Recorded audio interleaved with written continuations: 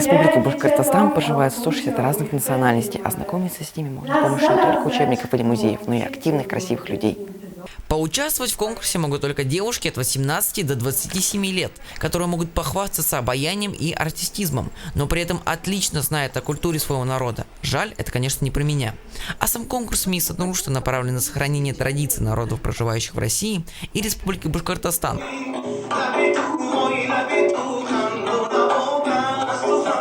Так проходит отборочный этап, где девушки стараются на пределе своих возможностей, чтобы пройти финал. В конкурсе в этом году большой наплыв участниц, поэтому жюри долго ломали голову, кто из 20 достойных девушек попадет в семерку лучших. Почему ты решил участвовать в конкурсе? Я решила принять участие в этом конкурсе, потому что хочу представить свой народ. Так как нас мало в нашей республике, я хочу, чтобы от нас знали больше людей. И, конечно же, хочется проявить свои таланты, проявить себя.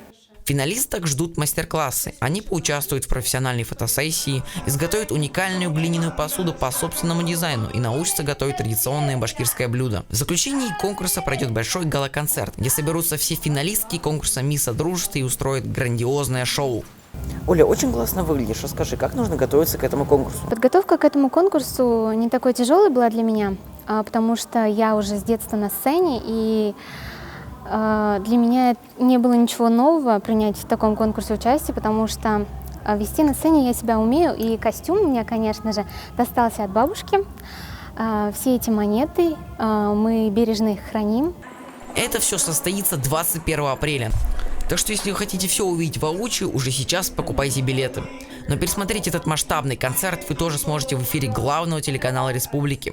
Вы уже смотрели всех конкурсантов. Какие у вас прогнозы? Прогнозы, вы знаете, очень сложно на самом деле в этом году какие-то ставить прогнозы, потому что конкурсантки все очень-очень красивые, все очень талантливые, и есть даже те, которые участвуют в подобных конкурсах не первый раз. Поэтому я думаю, что в финале будет очень такая конкурентная борьба. А чтобы больше познакомиться с национальностями, смотрите с 20 апреля телепроект «Этнокраса». Дневники конкурса «Мисс Содружества 2023». 7 выпусков, в которых вы узнаете про особенности народов республики. Совсем скоро мы узнаем, кто прошел и кого увидите в следующих программах. Дневники конкурса «Мисс Содружества» будет каждую неделю знакомить вас с различными национальностями. Оскар Николаев, Рамазан Мусин специально для «Горы новостей».